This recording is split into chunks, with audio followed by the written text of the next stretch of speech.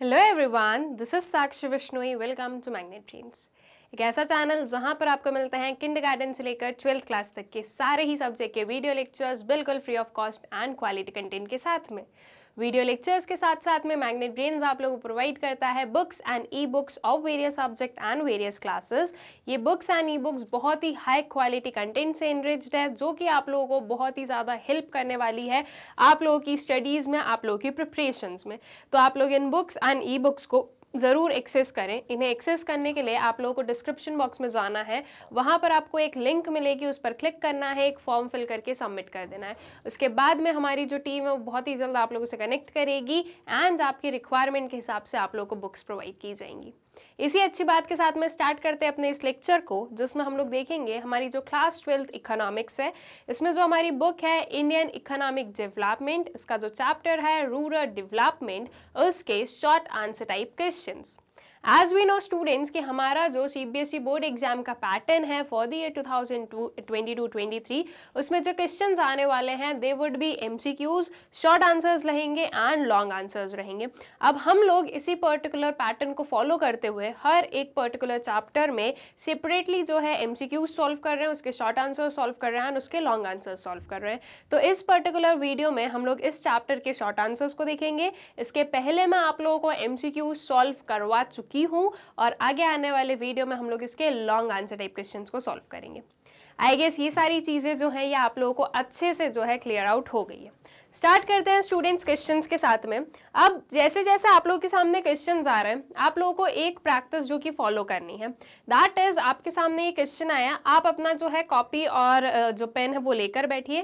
Question आप लोगों को मिल गया है, वीडियो को पॉज कर दो, इस क्वेश्चन का आंसर लिखो। ठीक है, याद रखना शॉर्ट आंसर टाइप क्वेश्चन है, मतलब कि 3 या 4 मार्क्स के जो क्वेश्चन आपके आने वाले हैं वो हम लोग यहाँ पर सॉल्व कर रहे हैं। ठीक है, तो 3 या 4 मार्क्स में जो हमारी वर्ड लिमिट है उससे आपको स्टिक होके चलना है। वर्ड लिमिट को जो है आपको एक्सीड नहीं करना है। हमेशा याद रखना सीबीएसई आप लोगों से क्वांटिटी डिमांड नहीं करता है, सीबीएसई आप लोगों से क्वालिटी डिमांड करता है। तो आप लोगों को क्वालिटी वाला जो आंसर है वो यहाँ पर लिखना रहेगा।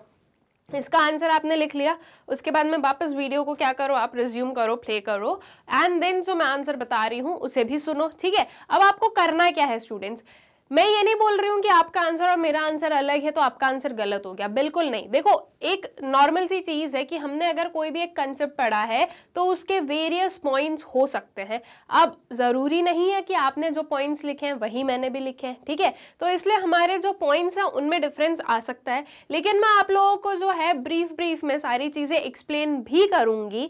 तो आप लोगों को ये देखना है कि आपने जो आंसर लिखा है वो सही लिखा है या नहीं लिखा है। उसके बाद में यू नीड टू चेक कि यहाँ पर जो मैंने पॉइंट्स दिए हैं और जो आपने पॉइंट्स लिखे हैं उनमें अगर डिफरेंस है तो क्या यहाँ वाले जो पॉइंट्स है उन्हें आप आपके आंसर में जो है इनकलकेट कर सकते हो।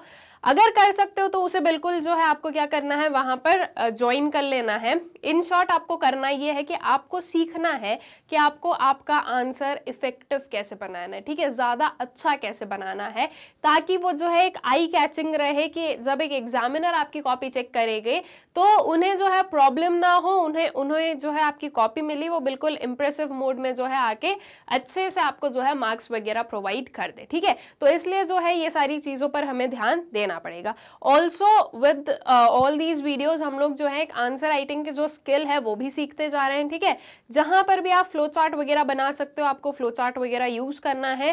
देन उसके बाद में जो है एक्सप्लेनेटरी पार्ट पर आना है, कहीं पर अगर कोई डायग्राम है, कोई ग्राफ है, ये सारी चीजें तो आप वो जरूर यूज करें। ठीक है, उसके बाद में पैराग्राफ्स को आपको क्या करना है, अवॉइड करना है एंड पॉइंटर्स में जो है आंसर्स आपको प्रोवाइड करना है। ठीक है, इससे जो है आपका जो आंसर है वो बिल्कुल प्रॉपर मैनर में क्या रहेगा, कंप्लीट रहेगा। अब हम लोग क्वेश्चंस को देखते हैं वन बाय वन। धीरे धीरे आप चीजें जो है खुद भी समझते जाओगे कि आपको कैसे जो है आंसर्स लिखने होते हैं। ऑल राइट, आते हैं क्वेश्चन पर। Discuss any 2 steps taken by the government in the direction of improving agricultural marketing system in India since independence. क्या बोला गया कि हमें जो है कोई 2 स्टेप्स ही बताने। ठीक है, एनी 2 बोला है तो आप अपनी मर्जी से 2 स्टेप्स बताओगे। जो 4-5 स्टेप्स अगर आपको आती है तो उसमें से जो भी 2 स्टेप्स आपको बहुत ही अच्छे से आती है वो आप क्या कर दोगे, वो आप एक्सप्लेन कर दोगे। ठीक है, सो हमें जो है कोई भी 2 स्टेप्स डिस्कस करनी है जो कि गवर्नमेंट ने अंडरटेक की है, किस पर्टिकुलर मोटिव से, इन the direction of improving agricultural marketing system, ठीक है, जो एग्रीकल्चरल मार्केटिंग सिस्टम है उसे अच्छा बनाने के लिए सिंस इंडिपेंडेंस। ऑल राइट, तो आप देखिए इसमें आप क्या कर सकते हो, इसमें आप एक चीज ये कर सकते हो, एक फ्लो चार्ट बनाओ। आप सबसे पहले क्या लिखो, जो भी आपके ये पॉइंट्स हैं कि government steps towards agricultural marketing system, ठीक है, आपको जितने पॉइंट्स आते हैं क्या करो, एक फ्लो चार्ट बनाकर लिख दो। अगर आपको 4-5 पॉइंट्स आते हैं तो ही ये फ्लो चार्ट बनाना, अदरवाइज मत बनाना, ठीक है। अगर ऐसा हो कि आपको 2 ही पॉइंट्स आते हैं या 2 ही स्टेप्स आती हैं तो बस फिर डायरेक्टली आंसर लिखना। लेकिन अगर आपको है कि नहीं यार मुझे तो 4-5 चीजें पता है, तो क्या करो, एक फ्लो चार्ट बना दो, ठीक है, और जितनी भी चीजें हैं उन्हें यहाँ पर नोट डाउन कर दो। ऑल राइट, उसके बाद में इस फ्लो चार्ट के बाद में आपको क्या करना है, एक इस फ्लो चार्ट के बाद में जो है एक पर्टिकुलर आपको पॉइंट बनाना है और उसमें लिखना है 2 steps taken by the government for improving the agricultural marketing system are, और 2 स्टेप्स को क्या कर दो, एक्सप्लेन कर दो। 2 से ज्यादा एक्सप्लेनेशन की बिल्कुल जरूरत नहीं है, एक्स्ट्रा मार्क्स नहीं मिलेगा अगर आपने 3 स्टेप्स को भी जो है एक्सप्लेन करा तो, क्योंकि क्वेश्चन स्पेसिफिकली आपको क्या बोल रहा है कि 2 स्टेप्स बतानी है आपको, तो बस फिर आपको जो है 2 स्टेप्स ही एक्सप्लेन करनी रहेगी। ऑल राइट, चलिए आंसर देख लें हम लोग। So, 2 major steps taken by the government in direction of improving agricultural marketing system in India since independence are, ठीक है। देखो फ्लो चार्ट बना है, उसके बाद ना आपका जो स्टेटमेंट है ना वो प्रॉपर ऐसे आना चाहिए कि from all these 2 major steps were this and this, ठीक है। तो उससे क्या होगा कि एक एग्जामिनर को समझ में आएगा कि हाँ आपको जो है सारी चीजें पता है, आपको इन जो 2 स्टेप्स को आपने एक्सप्लेन किया उसके अलावा भी और क्या क्या चीजें हैं वो आपको पता है, तो वो आपने सबसे पहले फ्लो चार्ट बना दी, उसके बाद में आपने एक्सप्लेन उसको किया नहीं है। उसके बाद में जो 2 मेजर आपके हिसाब से आपको जो भी मेजर लगी, यहाँ पर ऐसा कुछ नहीं है बोला गया कि मेजर बताओ माइनर बताओ, एनी 2 स्टेप्स बोला गया, लेकिन हमें आंसर को अच्छा बनाना है तो हमने क्या एक मेजर वर्ड वहां पर यूज कर दिया, ठीक है। तो वो चीज आप फिर क्या कर दोगे, नोट डाउन कर दोगे। ऑल राइट, सो क्या जो है स्टेप्स रही, तो first was the regulation of markets and the physical infrastructure, ठीक है। So this step was necessary in the post independence period so as to create an orderly and transparent marketing condition across India. This policy benefited both farmers as well as consumers, ठीक है। ये जो policy थी ये consumers और farmers दोनों के लिए ही क्या हुई, दोनों के लिए ही बेनिफिशियल रही। और ये जो है स्टेप लिया गया after the post independence period, वैसे भी हम लोग इंडिपेंडेंस के बाद की बात कर रहे हैं, ताकि जो है ट्रांसपेरेंट मार्केटिंग कंडीशन जो है वो देखने को मिल सके, ठीक है। मेजरली अगर हम लोग इसमें बात करें तो फार्मर्स और कस्टमर्स के बीच के ये जो मिडिल मैन है जो कि बहुत ज्यादा इन्हें एक्सप्लॉइट करते थे, इनका जो फूड ग्रेन है वो बहुत ही कम प्राइस पर लेते थे, चीप प्राइसेस पर एक्सेप्ट करते थे, और यहाँ पर जो है वो बहुत ही कॉस्टलियर प्राइस पर सेल करते थे, ठीक है। तो अल्टीमेटली इनका जो प्रॉफिट मार्जिन है वो बहुत ही क्या रहता था, बहुत ही हाई रहता था। तो अब इसमें क्या हो रहा था, इसमें सिर्फ और सिर्फ इन लोगों का बेनिफिट हो रहा था, लेकिन after the regulation of market जो फार्मर्स कम्युनिटी और जो कस्टमर्स कम्युनिटी है दोनों के लिए ही जो है ये चीज क्या रही, बेनिफिशियल रही। ये जो इंटरमीडिएरीज बेफालतू में जो प्राइसेस को मैनिपुलेट कर रहे थे वो चीज यहाँ से कैंसिल आउट हो गई, क्योंकि मार्केट्स वगैरह को रेगुलेट करने जो है कौन आ गए, जो गवर्नमेंट है वो जो है हमारी लाइमलाइट में आ गई थी, ठीक है। Then comes to physical infrastructure, so this is another important aspect tackled by the government. Improvement of physical infrastructure facilities like roads, railways, warehouses, godown, cold storages, processing units, etc. have been the target of the government since decades, ठीक है। India में physical infrastructure for the agriculture purpose बहुत ही ज्यादा क्या था, square था, right. So after independence government ने जो है इस पर भी फोकस किया कि जो है प्रॉपर इंफ्रास्ट्रक्चर वगैरह बनाया जाए, ताकि प्रॉपर वेयर हाउसेज हो, गोडाउन हो, जहां पर इस फूड को क्या कर सके, हम स्टोर भी कर सके, ठीक है। उसके अपार्ट जो है रोड्स, रेलवेज की भी जो है जरूरत है, रोड्स ताकि प्रॉपर ट्रांसपोर्टेशन हो सके, रेलवेज ताकि एक जो है एक वी वुड से एक वाइड एरिया जो है वो कवर एक्वायर किया जा सके, ठीक है। तो ऐसे जो है फिजिकल इंफ्रास्ट्रक्चर भी बनाए गए, ठीक है। तो अब इससे क्या हुआ कि अगर मान लो किसी फार्मर को लग रहा है कि उसके नेटिव प्लेस पर उसकी जो भी प्रोडक्ट्स है उसका सही प्राइस नहीं दिया जा रहा है, तो with the help of the transportation facilities वो उस जगह पर जाकर अपना जो प्रोडक्ट है उसे सेल आउट कर सकता है जहां पर उसे लग रहा है कि उसके सही प्राइसेस दिए जा रहे हैं। तो ये चीज जो है ये भी बेनिफिशियल रही, ठीक है। इसके अपार्ट अगर हम ट्रांसपोर्टेशन का देखें स्टूडेंट्स, तो इस वे में भी बहुत बेनिफिशियल रहा कि ऐसे एरियाज जहां पर जो है फेमाइंस वगैरह ऑकर हो जाए तो क्या होगा, जहां पर सरप्लस फूड ग्रेन्स है वहां से वो चीज ट्रांसपोर्ट की जा सकती है टू दैट जो है अफेक्टेड एरिया। तो इसलिए जो है ये जो फिजिकल इंफ्रास्ट्रक्चर है ये भी बहुत ही important we would say step रही है गवर्नमेंट की। एंड इवन आज तक भी हम लोग देख रहे हैं कि अभी भी जो है फिजिकल इंफ्रास्ट्रक्चर में प्रॉपर जो है क्या चल रहा है, प्रॉपर मॉडिफिकेशंस वगैरह जो है वो चल रहे हैं। All right, so I guess ये दोनों ही जो चीजें हैं, regulation of market and physical infrastructure, ये दोनों ही आप लोगों को प्रॉपरली क्लियर हो गए हैं, ठीक है। फिर आ जाओ नेक्स्ट वाले क्वेश्चन पर। Discuss the role played by horticulture in the direction of rural development in India, ठीक है। हमें क्या बताना है, हमें हॉर्टिकल्चर का क्या रोल रहा है रूरल डेवलपमेंट का, उस पर्टिकुलर चीज में हमें बताना है कि हॉर्टिकल्चर ने कैसे जो है हेल्प किया है in rural development. All right, तो आई गेस कि आप लोगों ने जो है अब इसका आंसर लिख लिया है, मतलब कि मैं ये अज्यूम कर रही हूँ कि आपने जो है वीडियो जो है पॉज भी कर दिया है, आंसर लिख लिया and now you have again resume the video. तो हम लोग जो है इसके आंसर पे चलते हैं, दैट इज क्या जो है हॉर्टिकल्चर का रोल रहा है इन द रूरल डेवलपमेंट, ठीक है। चलिए आंसर पर आते हैं।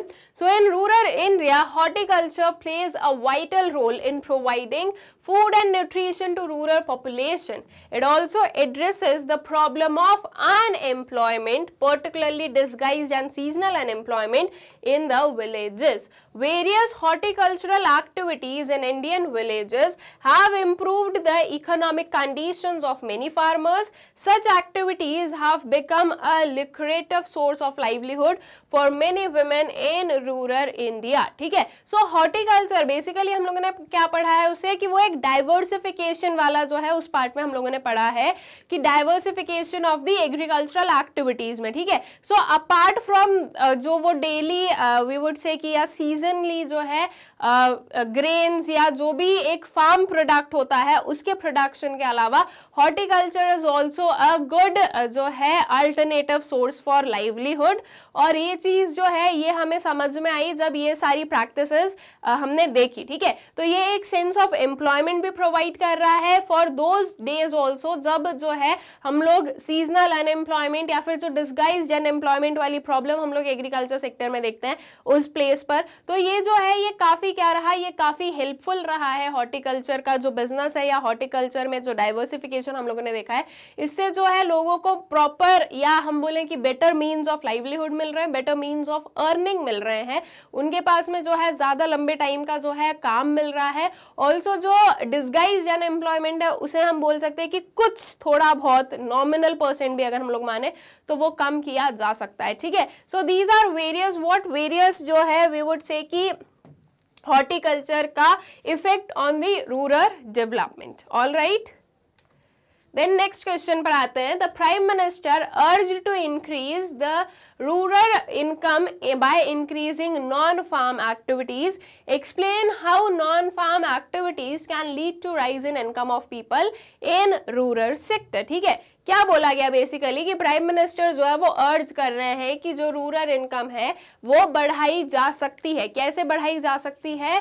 नॉन फार्म एक्टिविटीज को इंक्रीज करके, ठीक है, ये चीज बोली जा रही है। अब आपको बेसिकली ये बताना है कि जो नॉन फार्म एक्टिविटीज है वो कैसे हेल्प करती है in increasing the income of the people in rural sector, ठीक है। नॉन फार्म एक्टिविटीज जैसे कि एक एग्जांपल क्या आ गया आपका, हॉर्टिकल्चर, ठीक है। इसके अलावा जो है डेयरिंग, फिशिंग, ठीक है, ये सारी चीजें, ये सब किस में आ रहा है? ये सब आपके नॉन फार्म एक्टिविटीज में आएगा। All right, so students farm activities में बेसिकली क्या हो रहा है? फार्म एक्टिविटीज में एक जो है आपका वो रूटीन है कि चलो भाई हमने इस मंथ में ये पर्टिकुलर क्रॉप जो है वो सो कर दी, अब उसका ये टाइम है हार्वेस्टिंग का। अगर उस क्रॉप का सोइंग और हार्वेस्टिंग के बीच वाला जो पीरियड है उसमें मान लीजिए कि कोई भी नेचुरल कैलामिटीज आ जाए, अगर रेनफॉल ज्यादा हो जाए, रेनफॉल कम हो जाए, विंटर बहुत ज्यादा हो जाए, विंटर बहुत ही कम हो जाए, तो आपकी जो क्रॉप्स है उन पर सीधा सीधा उनका इफेक्ट पड़ेगा। ठीक है, क्योंकि जो हमारा एग्रीकल्चर है वो मेनली किस पर बेस्ड है, क्लाइमेटिक कंडीशंस पर बेस्ड है। ठीक है, अगर जो है आपका वेदर वगैरह सही रहेगा तो क्रॉप्स बहुत अच्छी होगी, अदरवाइज यही क्रॉप्स जो है वो फेल हो जाएगी। दैट मीन्स जो है हो सकता है कि बहुत ही कम जो है उससे हमें रिटर्न मिले या फिर ना भी मिले, दोनों चीजें हैं। सेकेंड चीज, जो फार्म एक्टिविटीज हैं वो सीजनल होती हैं, right. There is a period जिसमें कि हम बोल सकते हैं कि एटलीस्ट 2 to 3 मंथ्स का तो पीरियड ऐसा होता ही है जहां पर एक फार्मर के पास में कोई काम नहीं होता है। ठीक है, वो एक क्रॉप के हार्वेस्टिंग से लेकर दूसरे क्रॉप के सोइंग के बीच तक का जो टाइम है उसमें जो है एज सच कोई काम होता नहीं है। और अगर हम लोग ये भी देखें कि एक क्रॉप आपने सो कर दी है, ठीक है, अब वी आर डीलिंग कि उसके जो है पूरा जो है उसे मैच्योर होने में 4 मंथ्स का टाइम लगेगा, तो वो 4 मंथ्स में पूरे के पूरे टाइम पर ऐसा नहीं है कि कुछ ना कुछ काम होता ही होता है। ठीक है, मोस्टली जो काम आता है that is at the harvesting period और जो सोइंग पीरियड होता है। ठीक है, तो हार्वेस्टिंग एंड सोइंग के अलावा जो बाकी का टाइम होता है उस टाइम पर जो एक लेबर होता है उसके पास में काम नहीं होता है। तो सीजनल अनएम्प्लॉयमेंट हम लोग बहुत ज्यादा देखते हैं फार्म एक्टिविटीज में। ठीक है, वहीं अगर हम लोग बोले तो डिस्गाइज्ड अनएम्प्लॉयमेंट तो हमारा एक कॉमन जो है सिनारियो है ही, कॉमन प्रॉब्लम है ही, किसमें, आपके एग्रीकल्चर सेक्टर में। ठीक है, तो ये हम लोग फार्म एक्टिविटीज में क्या देख रहे हैं, प्रॉब्लम्स देख रहे हैं। वहीं अगर हम लोग नॉन फार्म में आए तो हम ये बोलेंगे कि वो एक तो सबसे पहली चीज तो अल्टरनेटिव जो है एम्प्लॉयमेंट का सोर्स बना, अब उससे जो है एक्स्ट्रा इनकम आप अर्न कर सकते हो। ठीक है, एक्स्ट्रा इन द सेंस कि आपके फार्म एक्टिविटीज के अलावा जो दूसरी इनकम है वो आप अर्न कर सकते हो। ठीक है, that is an alternative source of earning, all right. देन उसके बाद में वहां पर आपको सीजनल अनएम्प्लॉयमेंट वाली कंडीशंस कम देखने को मिलेगी, प्लस जो डिस्गाइज्ड अनएम्प्लॉयमेंट है वो भी कम देखने को मिलेगा। ऑल्सो ये जो फार्म एक्टिविटीज पर जो हम डिस्गाइज्ड अनएम्प्लॉयमेंट देख रहे हैं जिसमें कि हम ये बोल रहे हैं कि जरूरत से ज्यादा लोग काम कर रहे हैं, तो जिनकी वहां पर जरूरत नहीं है वो लोग क्या कर सकते हैं, वो लोग एक दूसरे काम को भी जो है अंडरटेक कर सकते हैं। तो क्या होगा इससे, आप एक इस पर्टिकुलर एक्टिविटी से भी अर्न कर पा रहे हो और आपका जो फार्म आउटपुट चल रहा है या जो फार्म एक्टिविटीज चल रही है उससे जितनी भी इनकम हो रही है आपको वो भी मिल रही है। तो ऐसे में क्या होगा, ऐसे में जो है आपकी इनकम जो है वो इंक्रीज हो सकती है। ठीक है, तो जो नॉन फार्म एक्टिविटीज है दे आर एक वी वुड से कि एक option for increasing the income of the people. ठीक है, इसीलिए जो है प्राइम मिनिस्टर जो है वो क्या कर रहे हैं, वो अर्ज कर रहे हैं लोगों से कि वो क्या करें, वो नॉन फार्म एक्टिविटीज पर फोकस करें। ठीक है, तो अब हमें बेसिकली यही बताना है कि नॉन फार्म जो सेक्टर है या नॉन फार्म जो एक्टिविटीज है वो कैसे जो है इनकम को राइज करवा सकती है। तो जितनी चीजें मैंने बोली है प्लस जो और भी हमारे 2-3 पॉइंट्स हैं सबको मिक्सअप करके हमें एक अच्छा सा आंसर बना के क्या कर देना है, लिख देना है। ठीक है, तो चलिए आंसर पर आ जाएं। So non-farm activities, agro-processing industries, poultry, craft, handloom provide alternative avenues for sustainable livelihood and may raise the level of income as the risk due to fluctuations in production and market prices is generally less. Agriculture in India is mainly a seasonal occupation. However, during off seasons it becomes difficult to find employment and stabilize farmers' income. Thus, the Prime Minister has urged appropriately in the best interest of the farmers of the rural India. ठीक है, अब देखो यहाँ पर हम लोगों ने 2-3 terms use करे हैं, उनको अगर मैं हाईलाइट कर दूं तो एक ये वाला टर्म आप जरूर लिखोगे, दैट इज सस्टेनेबल लाइवलीहुड। ठीक है, एक ये सस्टेनेबल लाइवलीहुड है, ये नहीं कि 2 महीने काम फिर कोई काम नहीं, फिर 4 महीने काम फिर 1-2 महीने काम नहीं, ये चीज नहीं रहेगी। नॉन फार्म एक्टिविटीज में क्या एक सस्टेनेबल लाइवलीहुड है कि आप थ्रू आउट द ईयर जो है इसमें वर्क कर सकते हो, ठीक है। देन उसके बाद में यहाँ पर जो रिस्क है इन फ्लक्चुएशंस, ठीक है, ये जो फ्लक्चुएशंस वाला रिस्क है वो क्या है, वो कम रहेगा, प्राइसेस में चेंजेस कम रहेंगे, बिकॉज क्या होता है फार्म एक्टिविटीज में आपकी क्रॉप के बेसिस पर जो है क्या होगा, प्राइसेस फ्लक्चुएट होने लगता है, ठीक है। Also demand and supply is an another thing, वो भी जो है इसमें आएगा। देन उसके बाद में this is a seasonal occupation, ठीक है, जो आपका एग्रीकल्चर है वो क्या है, वो एक सीजनल ऑक्यूपेशन है और ऑफ सीजन्स पर जो है एम्प्लॉयमेंट ढूंढना मुश्किल हो जाएगा। तो ये एम्प्लॉयमेंट वाला जो पर्टिकुलर पॉइंट है वो भी हमने क्या किया है, वो भी हमने यहाँ पर लिखा है, ठीक है। तो एम्प्लॉयमेंट नहीं मिलेगा और फार्मर की इनकम जो है वो स्टेबलाइज नहीं हो पाएगी। इसीलिए जो है प्राइम मिनिस्टर अर्ज कर रहे हैं किसके बेस्ट इंटरेस्ट में, जो फार्मर्स हैं उनके बेस्ट इंटरेस्ट में, कि जो है वो नॉन फार्म एक्टिविटीज पर भी ध्यान दें। All right, I guess question is clear to you, काफी इजी क्वेश्चन था। आगे चलते हैं, नेक्स्ट वाले क्वेश्चन पर आते हैं। Why is it important to develop proper storage facilities in rural areas, ठीक है, प्रॉपर स्टोरेज फैसिलिटीज का क्या जरूरत है रूरल एरियाज में। नहीं भी होती तो क्या होता, अगर स्टोरेज फैसिलिटी नहीं भी है तो क्या हो गया, उसमें क्या प्रॉब्लम आ रही है, या प्रॉपर स्टोरेज मिलने से क्या जो है बेनिफिट्स मिल रहे हैं एक फार्मर को, वो बेसिकली हमें बताना है। अब सबसे पहली चीज स्टूडेंट्स देखो, अगर प्रॉपर स्टोरेज है और अगर एक फार्मर को लग रहा है कि एट प्रेजेंट जो है प्राइसेस सही नहीं है मार्केट में, तो वो क्या कर सकता है, वो अपना जो भी प्रोडक्ट है, अपनी जो क्रॉप्स है, उन्हें स्टोर करके रख सकता है, ठीक है, कि जब प्राइसेस ठीक होंगे तब वो क्या करेगा, तब वो इन्हें सेल करेगा मार्केट में। ऑल राइट, ये हो जाती है हमारी पहली चीज। उसके बाद में जो problem because of rain, wind, इनकी वजह से जो प्रॉब्लम्स अराइज होंगी वो प्रॉब्लम्स अराइज नहीं होंगी। ये जो है अगर प्रॉपर स्टोरेज नहीं होगा तो इनकी वजह से जो क्रॉप्स है वो क्या हो जाएंगी, वो खराब हो जाएंगी, राइट। वो बिल्कुल भी जो है फिर एक लॉन्ग टर्म यूज के लिए हम उन्हें यूज में नहीं ले पाएंगे, वो खराब हो जाएंगे, अल्टीमेटली उससे हमें कुछ भी नहीं मिलेगा फिर, ठीक है। तो ये भी बहुत इंपॉर्टेंट है अगर हम लोग बात करें तो स्टोरेज की। All right, then we can say कि प्रॉपर स्टोरेज से जो है वी वुड से कि जो प्रॉपर स्टोरेज है उससे क्या होगा, उससे एक जो है स्टॉक भी बना के रखा जा सकता है, राइट। जैसे कि जो गवर्नमेंट है वो स्टॉक जो है वो मेंटेन करके रखती है सारी चीजों का, सारी क्रॉप, सारे ग्रेन्स का, रीजन बीइंग कि जब भी जरूरत पड़ेगी तो वो उसे यूज कर सकेगी, ठीक है। जब डिमांड सप्लाई में फ्लक्चुएशंस आएगा, मान लो अगर सप्लाई कम हो रही है किसी ईयर में, तो गवर्नमेंट जो है वो उन क्रॉप्स को यूज करके क्या कर सकती है, सेल आउट कर सकती है और लोगों की जो डिमांड है वो पूरी की जा सकती है।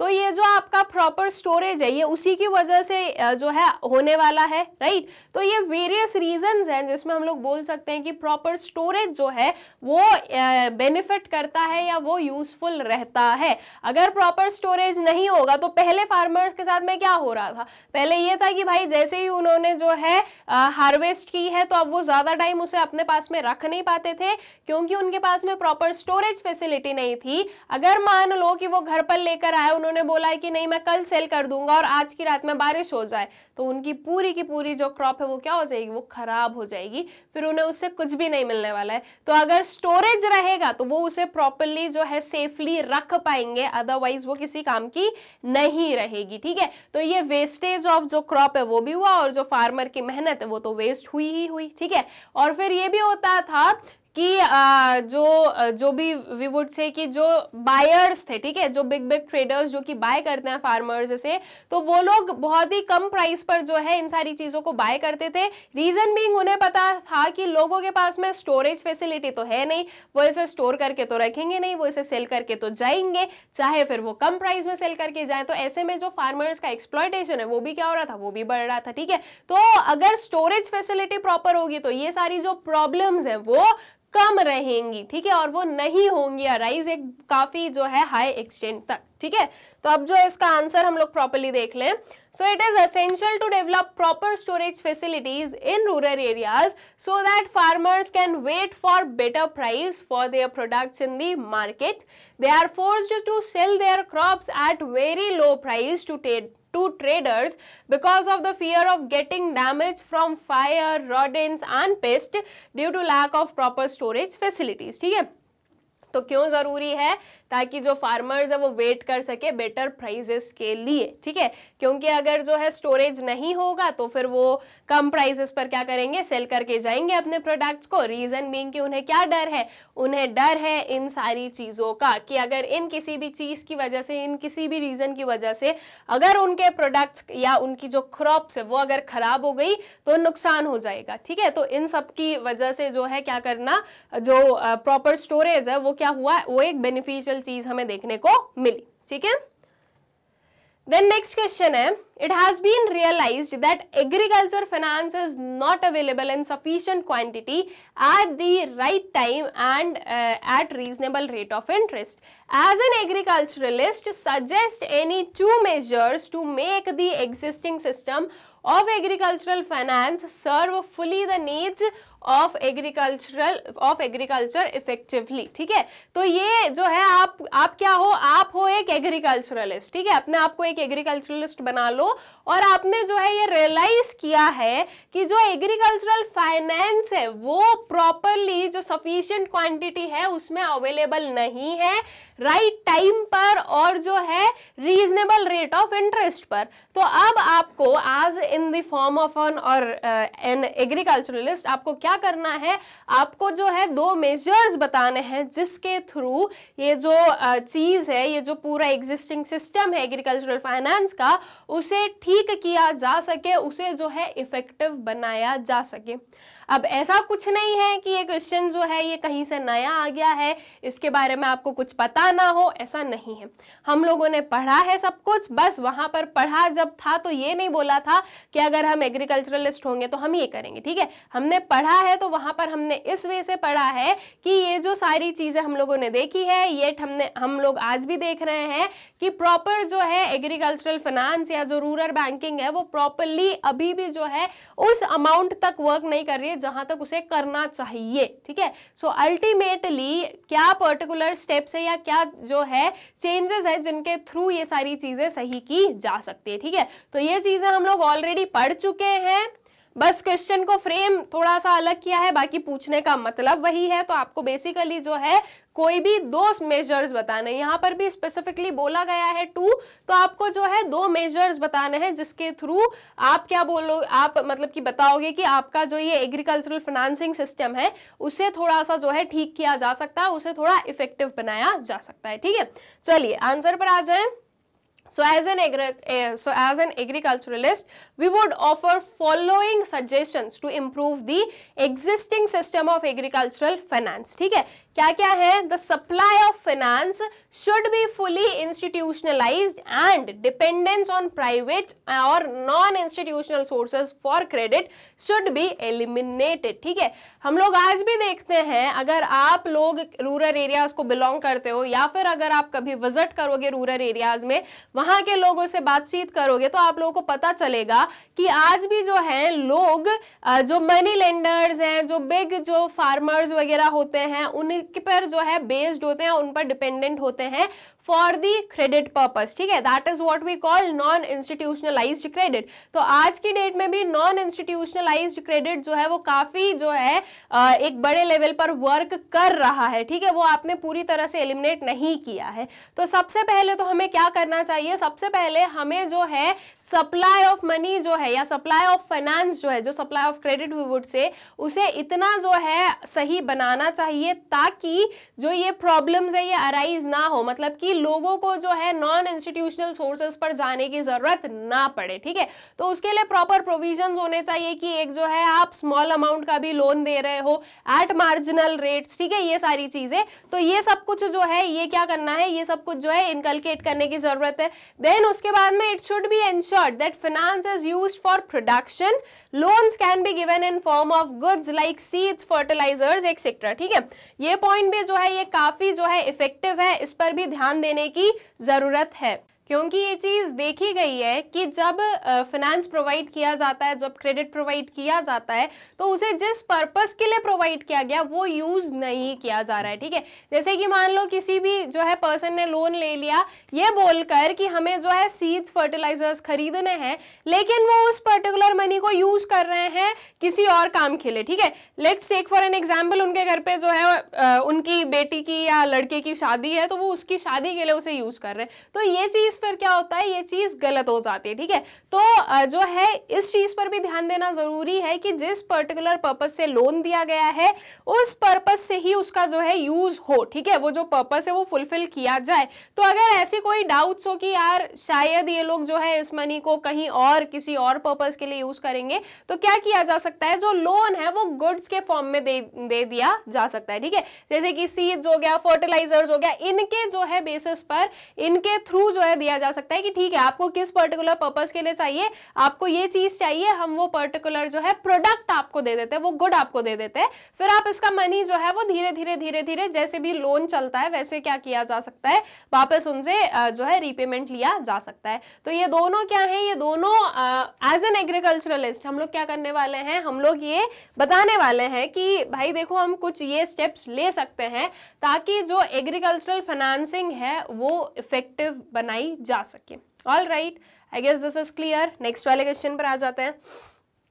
Briefly explain the role of buffer stocks in the context of agricultural marketing। Agricultural marketing में हमें जो है ब्रीफली क्या एक्सप्लेन करना है, जो बफर स्टॉक्स है इसका जो रोल है वो हमें बताना है कि बफर स्टॉक का क्या रोल होता है, क्यों जो है बफर स्टॉक मेंटेन करके रखना है, क्यों जो है बफर स्टॉक गवर्नमेंट भी मेंटेन करके रखती है, तो क्या रीजंस है, ठीक है। ये जो कंसेप्ट है इसका मतलब क्या है, बेसिकली हमें ये चीज शो करनी है। ऑल राइट, तो चलिए आंसर पर आते हैं। So the government of India has adopted the policy of buffer stocks to minimize the fluctuations in the food prices, ठीक है। जो गवर्नमेंट ऑफ इंडिया है उन्होंने क्या किया, वो ये कंसेप्ट लेकर आई बफर स्टॉक का।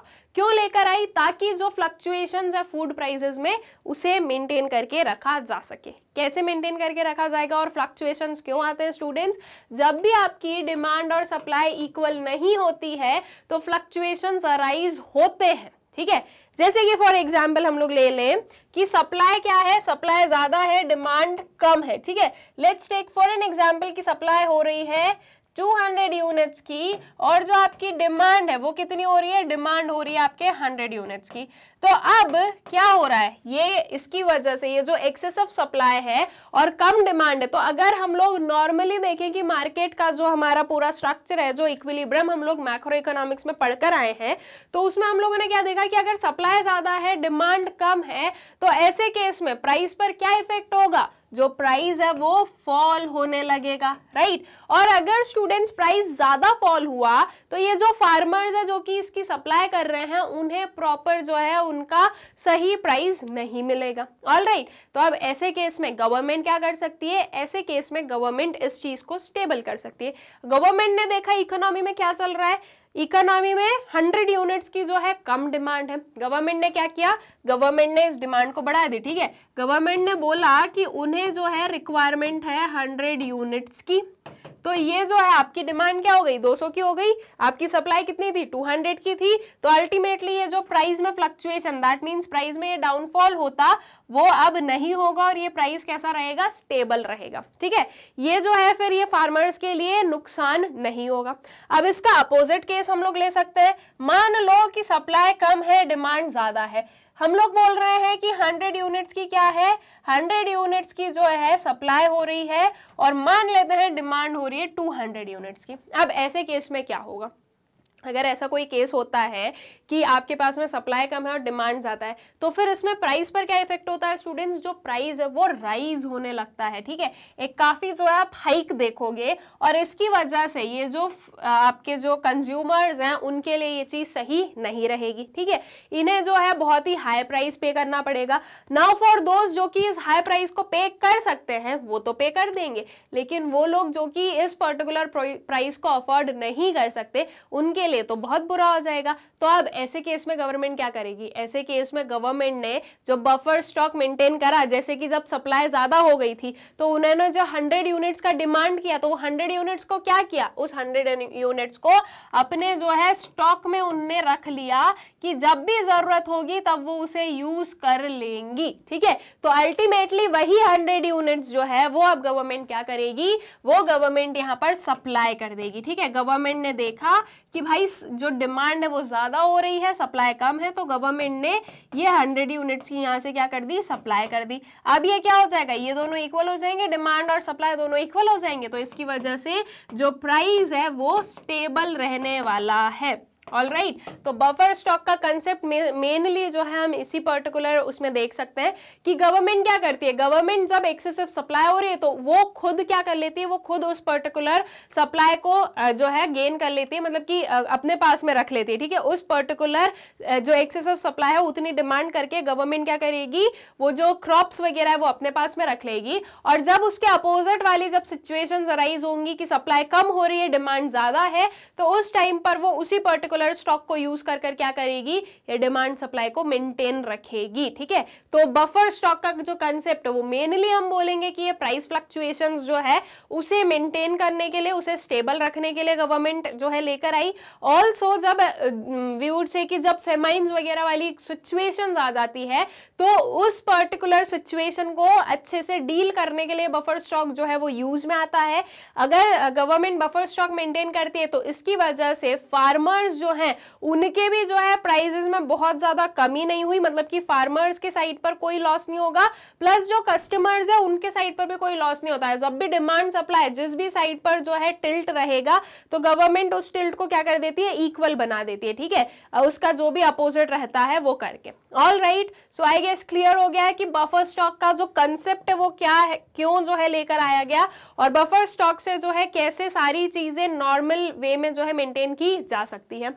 So buffer stocks serve as shock absorbers, या we would say कि stock absorbers in the economy and provide a defense mechanism against the widely fluctuating price levels। ठीक है, तो आप जो है इसे स्टॉक एब्जॉर्बर्स प्लस इसे शॉक एब्जॉर्बर्स दोनों बोल सकते हो कि जो बफर स्टॉक है वो शॉक को एब्जॉर्ब करता है। ठीक है, जो कि शॉक्स जो कि आ सकते थे इकोनॉमी में, या इकोनॉमी में हमें वो चीजें देखने को मिल सकती थी। ठीक है, और वो एक डिफेंस मैकेनिज्म जो है वो प्रोवाइड करता है ये जो वाइडली फ्लक्चुएटिंग प्राइस लेवल्स है इनके लिए। ठीक है, then under the buffer stock policy the government builds up stocks of food through direct purchases from the farmers and releases these stock for sales in the domestic market when prices are increasing। ठीक है, तो government क्या कर रही है, जो buffer stock की जो पॉलिसी है उसके अंडर जो गवर्नमेंट है वो बिल्डअप करती है स्टॉक को ऑफ फूड, कब कैसे, जो डायरेक्ट परचेजेस है उसके जो है फॉर्म में फ्रॉम द फार्मर, और फिर उसे रिलीज करती है, इस पर्टिकुलर स्टॉक को रिलीज करती है in the form of sales in the domestic market when prices are increasing. ठीक है, तो मतलब कि जब डिमांड ज्यादा हो रही है तो प्राइसेस इंक्रीज होते हैं, तो वो क्या करती है, वो ये जो स्टॉक है उसे सेल कर देती है। ठीक है, या सेल के लिए क्या करती है, मार्केट में लेकर आती है, तो जिससे कि ये प्राइसेस क्या हो जाते हैं, वापस नॉर्मल आ जाते हैं। Buffer stock operation aims at eliminating unduly low prices consequent to bumper crops. ठीक है, तो जो बफर स्टॉक है वो ये जो ऑपरेशन है, ये तो एक हमने देख लिया कि जब प्राइस इंक्रीजिंग हो रही है तो उस चीज को एलिमिनेट करना। ऑल्सो जो बफर स्टॉक ऑपरेशन है वो किस चीज को एम कर रहा है, एट एलिमिनेटिंग दी अनड्यूली लो प्राइसेस। ठीक है, और ये लो प्राइसेस किसकी वजह से हुआ, क्योंकि जो है बम्पर क्रॉप्स देख रहे हैं हम लोग कि बफर में जो है क्रॉप्स जो है इकोनॉमी में क्या हो गई है, बिल्डअप हो गई है, या जो है किसी पर्टिकुलर सीजन बहुत ही अच्छा रहा जो फार्मर्स है उनके लिए, तो उस पर्टिकुलर सीजन में क्रॉप्स का हम लोगों ने काफी जो है प्रोडक्शन हाई देखा, तो तब जो है प्राइसेस लो ना चले जाएं, तो इसके लिए भी जो है ये बफर स्टॉक वाला जो कंसेप्ट है या ये जो पॉलिसी है ये चीज हेल्प करती है। All right, so I guess clear हो गया ये क्वेश्चन आप लोगों को। नेक्स्ट वाले क्वेश्चन पर आ जाए। What do you mean by institutional sources of credit, explain it's objective. Institutional sources of credit से हम लोग क्या समझते हैं, इसके जो ऑब्जेक्टिव्स हैं वो भी हमें क्या करने हैं, वो भी हमें करने हैं एक्सप्लेन। बहुत ही इजी सा क्वेश्चन है, इसका डायरेक्टली हम लोग आंसर देख लेते हैं और वहां पर ही जो है जहां पर भी एक्सप्लेनेशन की जरूरत है मैं यहीं पर कर दूंगी, ठीक है। So agricultural credit is very important for the development of agriculture. Private money lenders were not sufficient to meet the required demand of the farmers. So after independence, multi-agency approach as an institutional credit was adopted in India. Multi-agency approach consists of cooperatives, commercial banks and regional rural banks. It is called the national policy also, ठीक है। तो जो है agricultural credit जो है वो बहुत ही इंपॉर्टेंट और बहुत ही इंपॉर्टेंट रोल प्ले भी करता है, ठीक है। तो जो प्राइवेट मनी लेंडर्स हैं they were not sufficient to meet the required जो डिमांड है ऑफ द फार्मर्स। तो आफ्टर इंडिपेंडेंस जो है मल्टी एजेंसी अप्रोच लेकर आया गया। मल्टी एजेंसी अप्रोच में जो है जो इंस्टीट्यूशनल क्रेडिट है वो प्रोवाइड किया जा रहा था। दैट इज जो वेरियस कोऑपरेटिव्स हो गई, कमर्शियल बैंक्स हो गई, रीजनल रूरल बैंक्स हो गई, ये क्या है, ये मल्टी एजेंसी अप्रोच है कि ये अलग अलग एजेंसीज जो है वो क्रेडिट प्रोवाइड कर रही है, ठीक है। एंड इंस्टीट्यूशनलाइज्ड मतलब कि जो है आरबीआई एंड गवर्नमेंट के थ्रू जो है रेगुलेटेड है। ऑल राइट, दैट मीन्स पूरा लीगली वर्क हो रहा है। ऐसा कुछ नहीं कि मनी लेंडर्स जो है वो कोई आपको कागज पत्थर पर जो है सारी चीजें लिखकर नहीं देते हैं, ठीक है। पूरा पेपर वर्क नहीं होता है। तो वो सारी चीजें कि वो जो मनी लेंडर्स वगैरह है वो उतना लीगैलिटी में नहीं जाते जितना बाकी सारी जो है इंस्टीट्यूशनल सोर्सेज पर जाएगा, ठीक है। तो आरबीआई सेंट्रल बैंक के थ्रू दिया जाता है, एक जो है नॉमिनल इंटरेस्ट रेट पर दिया जाता है, लोगों की परेशानियों को समझा जाता है, ठीक है। ये सारी चीजें जो है इन्हें हम इंस्टीट्यूशनल सोर्सेज ऑफ क्रेडिट में लेकर जो है इंक्लूड करेंगे। इस पर्टिकुलर पॉलिसी को, ये जो मल्टी एजेंसी अप्रोच है, इसे हम नेशनल पॉलिसी भी कहते हैं, ठीक है। So main objectives of this policy are as follows: to reduce the importance of money lenders and to abolish them gradually from rural areas, ठीक है। तो ये जो अप्रोच है या जो आपका इंस्टीट्यूशनल क्रेडिट है उसके मेन ऑब्जेक्टिव्स में हम बोलेंगे कि जो मनी लेंडर्स का इंपॉर्टेंस है वो रिड्यूस किया जा सके और जो है अबॉलिश किया जा सके उन्हें ग्रेजुअली रूरल एरियाज में, उन्हें जो है धीरे धीरे रूरल एरियाज से जो है उनका काम खत्म कर दिया जा सके, ठीक है। सो टू रिड्यूस रीजनल इम्बैलेंसेस, जो रीजनल इम्बैलेंसेस है उन्हें भी रिड्यूस करने के लिए, क्योंकि अगर रूरल एरियाज को आपको डेवलप करना है तो वहां पर आपको प्रॉपर जो है क्रेडिट वगैरह भी प्रोवाइड करना पड़ेगा। तो अर्बन एरियाज यहाँ पर, रूरल एरियाज यहाँ पर, तो ये जो रीजनल बैलेंस है इसे कम करने के लिए ये जो रूरल एरियाज है यहाँ पर भी प्रॉपर इन्वेस्टमेंट हो, प्रॉपर जो है क्रेडिट वगैरह प्रोवाइड किया जा सके ताकि ये भी क्या हो सके, ऊपर उठ सके और ये जो रीजनल डिफरेंस है ये कम किया जा सके, ठीक है। तो ये इंस्टीट्यूशनल क्रेडिट के थ्रू ही हो सकता है, ठीक है। सो जो इंस्टीट्यूशनल क्रेडिट है उसका मीनिंग हम लोगों ने देख लिया, उसके जो मेन ऑब्जेक्टिव्स हैं वो भी हम लोगों ने देख लिए। आई गेस क्लियर हो गई है इतनी चीजें आप लोगों को। आ जाते हैं नेक्स्ट वाले क्वेश्चन पर। There are a lot of hindrances in the mechanism of agricultural marketing, explain. बहुत सारे हिंड्रेंसेस हैं, मतलब कि बहुत सारी प्रॉब्लम्स हैं, बहुत सारे चैलेंजेस हैं इन दी मैकेनिज्म ऑफ एग्रीकल्चरल मार्केटिंग। इस चीज को हमें करना है एक्सप्लेन कि जो है क्या पर्टिकुलर प्रॉब्लम्स है या चैलेंजेस हैं इन दी जो है कंसेप्ट जो है किसका, एग्रीकल्चरल मार्केटिंग का इसमें। ऑल राइट, चलिए तो फिर आंसर देख लेते हैं, बहुत ही इजी सा क्वेश्चन है। So obstacles that hinder the mechanism of agricultural marketing are as follows: more middleman, ठीक है। किस पर्टिकुलर जो है चीज से आपका जो एग्रीकल्चरल मार्केटिंग है वो इफेक्ट हो रहा था या वो प्रॉब्लम्स थी, वो बेसिकली हमें बताना है। तो ज्यादा मिडिलमैन का होना, अगर ज्यादा मिडिलमैन है मतलब कि एक फार्मर और एक कंज्यूमर के बीच में एक पर्सन की जगह पर वे से कि देयर आर 2 to 3 और 5% जो कि पहले फार्मर से किसी ने लिया, फिर किसी ने, फिर किसी ने, फिर किसी ने, फिर अल्टीमेटली कस्टमर, तो ये एक मेजर प्रॉब्लम बनती है, ठीक है। कि यहाँ पर हम लोग क्या देख रहे हैं, यहाँ पर हम लोग ये देख रहे हैं कि आपका जो फार्मर है उसने प्रोडक्ट को सेल किया, let's take for an example 5 रुपये kg में, लेकिन वो आपको मार्केट में 60 रुपये kg में मिल रहा है। So this is what, this is because ये इतनी बड़ी चेन आपके बीच में चल रही है, ठीक है। तो हर एक पर्सन ने अपना अपना प्रॉफिट निकाला और एट द एंड क्या हुआ, एट द एंड जो है आपको एक हाई प्राइस मिला, ठीक है। ऐसा मोस्टली आप लोग देखोगे जो फ्रूट प्रोडक्ट्स और ये सारी चीजें होती है इसमें, ठीक है। बहुत सारे फ्रूट्स होते हैं जो कि मेयरली 5 kg 6 kg के जो है रुपीस के होते हैं और ये फार्मर को प्राइस मिलता है, लेकिन आप लोग उन्हीं सेम फ्रूट को जब मार्केट से खरीदते हो तो आपको वो 60 rupees per KG 50 rupees per KG ऐसे मिलते हैं। तो ये जो है ये प्रॉब्लम वहीं से सारी अराइज हो रही है। अगर फार्मर डायरेक्टली कंज्यूमर को सेल करेगा तो फार्मर उसका प्रॉफिट मार्जिन ज्यादा बढ़ा सकेगा। अभी वो जो 5 या 6 रुपए में बेच रहा है वो अगर वो 10 रुपीज में ही बेचता है तो उसको हर केजी पर 4 या 5 रुपीज का क्या होगा, प्रॉफिट होगा। प्लस जो कंज्यूमर्स है वो जो 50-60 रुपीज पे कर रहे थे वो डायरेक्ट अब 10 रुपीज पे करेंगे। तो ये जो है ये बहुत ही वास्ट डिफरेंस है। तो ये भी कर सकते हैं कि जो फार्मर है वो अगर वो 10 की जगह 15 में भी पे कर दे तो कंज्यूमर तो वैसे भी खुश रहेगा, भाई वो 60 रुपीज पे कर रहा था वो डायरेक्टली 15 रुपीज पे कर रहा है। तो consumer would be very happy and also farmer would be happy, क्योंकि उन्हें ऑलमोस्ट जो है 10 रुपीज का क्या मिल जाएगा, प्रॉफिट मिल जाएगा हर केजी पर। तो ये जो मिडिलमैन हैं ये क्या करते हैं, ये आपके ये जो फूड प्रोडक्ट्स हैं इनकी प्राइसेस बहुत बढ़ा देते हैं, ठीक है। तो जितने ज्यादा मिडिलमैन उतनी ही ज्यादा क्या है प्रॉब्लम होगी, उतने ही ज्यादा जो है हम बोलेंगे कि प्रॉपर एक ट्रांसपेरेंट मार्केटिंग सिस्टम हमारे पास में नहीं रहेगा, ठीक है। So there are large number of middlemen between the farmer and the final consumer. Therefore the middlemen get the maximum benefit but the farmer gets the minimum, ठीक है। Farmer को minimum benefit मिलता है, फार्मर को benefit जैसे कि अगर मैं ये जो अभी एग्जांपल ले रही थी कि उन्हें 5-6 रुपीज मिल रहा है तो उनका जो है उसमें प्रॉफिट मार्जिन रहता है 2 to 3 रुपीज का सिर्फ, ठीक है। तो फार्मर्स को बहुत ही कम जो है मार्जिन मिला प्रॉफिट में, और वहीं अगर हम मिडिलमैन का देखें तो वो मैक्सिमम प्रॉफिट जो है वो अर्न करते हैं और अल्टीमेटली एट दी एंड जो कंज्यूमर्स है उन्हें भी बहुत हाई प्राइस पे करना पड़ता है। तो फार्मर और कंज्यूमर दोनों ही अफेक्ट हो रहे हैं, सिर्फ मजे किसके हैं, मिडिलमैन के, ठीक है। So this is a problem, ठीक है, of the agricultural marketing system, ठीक है। Then you have the lack of storage facility.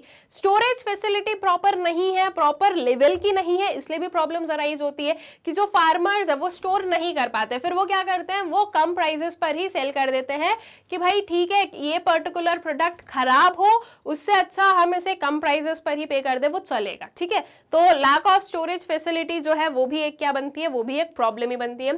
So there is a lack of good storage facility to the farmers to keep their produce safe. The storage facilities available in villages are very poor. About 10% to 20% of produce is destroyed by rats, ठीक है। तो जो है villages वगैरह में ये जो storage facility वो बहुत ही खराब है और जो भी पूरा प्रोड्यूस होता है उसका समथिंग अराउंड 10 to 20% जो है वो रैट्स की वजह से क्या हो जाता है, खराब हो जाता है, ठीक है।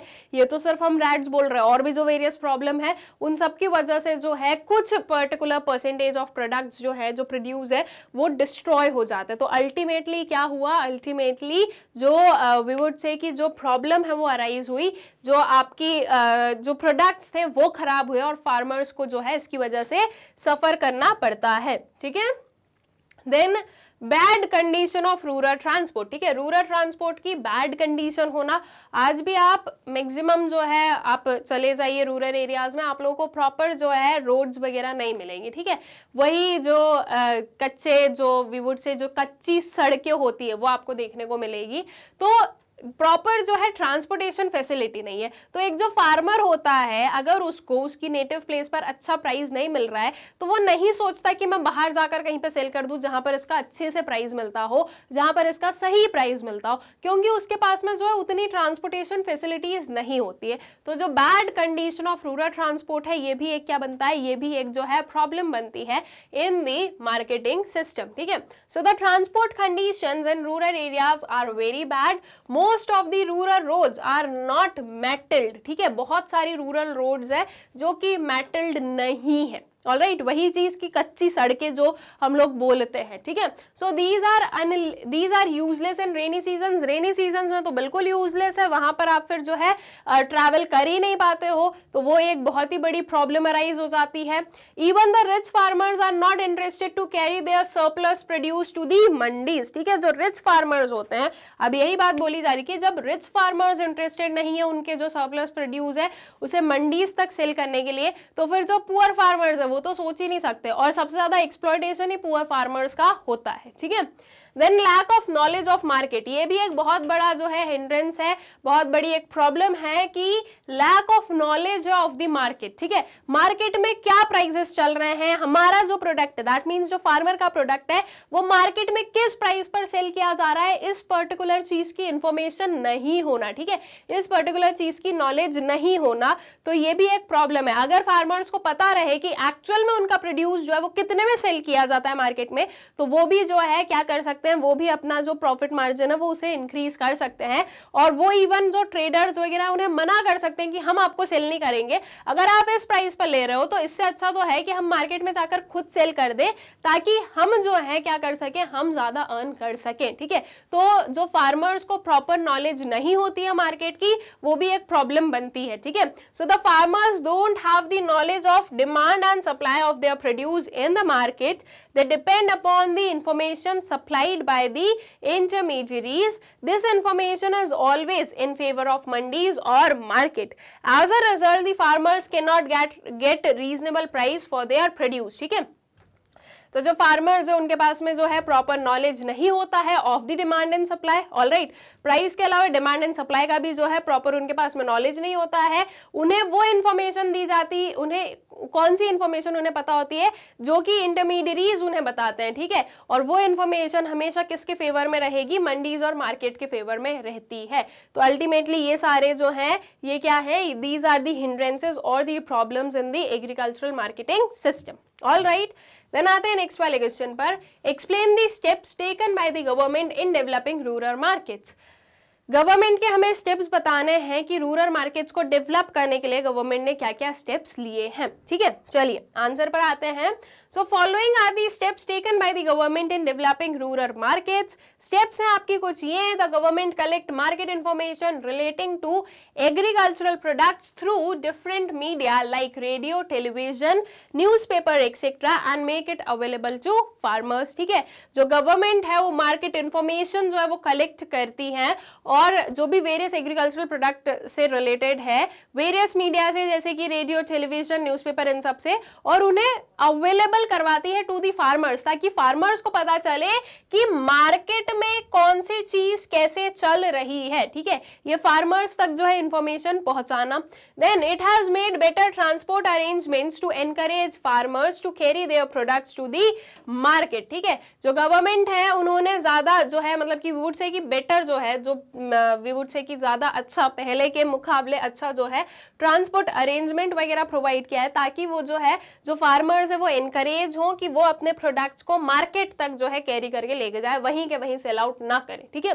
Then it has provided warehousing and storage facilities in the villages, ठीक है। विलेजेस में जो है आपको warehouses and storage facilities दिखेगी, जो public warehouses and storage facilities है वहां पर जो फार्मर्स है वो क्या कर सकते हैं, वो अपने ये जो प्रोडक्ट्स है उन्हें स्टोर करके रख सकते हैं, ठीक है। Then it has promoted cooperative marketing through several ways, ठीक है।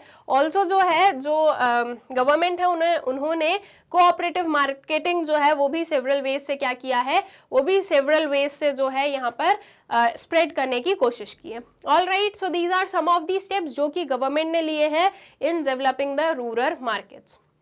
देन आते हैं नेक्स्ट वाले क्वेश्चन पर, एक्सप्लेन कोऑपरेटिव मार्केटिंग सोसाइटीज, ठीक है। कोऑपरेटिव मार्केटिंग सोसाइटीज क्या होती हैं वो बेसिकली हमें एक्सप्लेन करना है। लिख देते हैं कि उनका क्या मतलब होता है, उनके क्या फंक्शंस होते हैं, ये बेसिकली आप लोगों को ब्रीफ में जो है यहाँ पर लिखने हैं, alright. So these societies have been set up to improve the agricultural marketing. The farmers make such societies themselves, ठीक है। जो फार्मर्स है वो ऐसी सोसाइटीज खुद ही बनाते हैं, वो कोऑपरेट करते हैं, वो साथ में आते हैं, वो एक ग्रुप बनाते हैं, and that is termed as a cooperative society, ठीक है। In 1964 National Agricultural Cooperative Marketing Federation of India और NAFED NAFED was set up, ठीक है। 1964 में जो है national agriculture cooperative Marketing Federation of India जो है वो सेटअप हुआ था, और इसका मेन ऑब्जेक्टिव क्या था, इसका main objective was to establish the coordination among cooperative societies, ठीक है। इसका मेन मोटिव था कि वो जो है प्रॉपर कोऑर्डिनेशन जो है वो स्टैब्लिश कर सके कोऑपरेटिव सोसाइटीज के बीच में। These societies have made much progress in states of Punjab, Haryana, Maharashtra, Uttar Pradesh, the farmers get the following benefits from them. ठीक है, अब बता दिया कि भाई कोऑपरेटिव सोसाइटीज क्या होती है, प्लस इसके साथ में कुछ बेनिफिट्स क्या है वो भी हम लोग यहाँ पर बता देंगे। तो that is the free from intermediaries. ठीक है, इंटरमीडियरीज से फ्री है ये।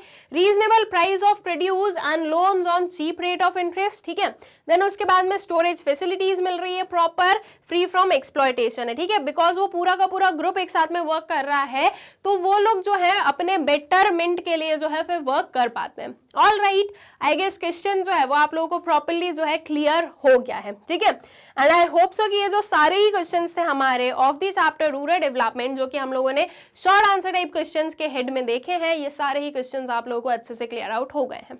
विद दिस हम लोग इस पर्टिकुलर वीडियो के एंड पर आ जाते हैं, और इसे एंड करने से पहले एक छोटी सी इन्फॉर्मेशन, दैट इज ये जो सारे वीडियो लेक्चर्स हैं स्टूडेंट्स, ये आप बहुत ही इजीली एक्सेस कर सकते हो from our YouTube channel Magnet Brains. लेकिन कभी कभी ये होता है कि आप लोगों को यूट्यूब पर वीडियोस नहीं मिलते हैं, तो उसके लिए आप लोगों के पास में और भी अच्छे ऑप्शंस हैं, लाइक मैग्नेट ब्रेन्स की official website that is www.magnetbrains.com and magnet brains का जो ऐप है।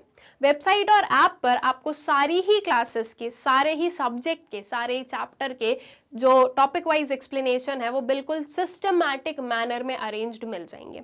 सो इफ इन केस अगर आप लोगों को यूट्यूब पर वीडियोस ना मिले तो यू कैन जस्ट एक्सेस जो हमारी वेबसाइट है और जो ऐप है वहाँ पर आप लोग जा सकते हैं, और आप लोग वहाँ से ईजिली किसी भी पर्टिकुलर वीडियो को जो है एक्सेस कर सकते हैं।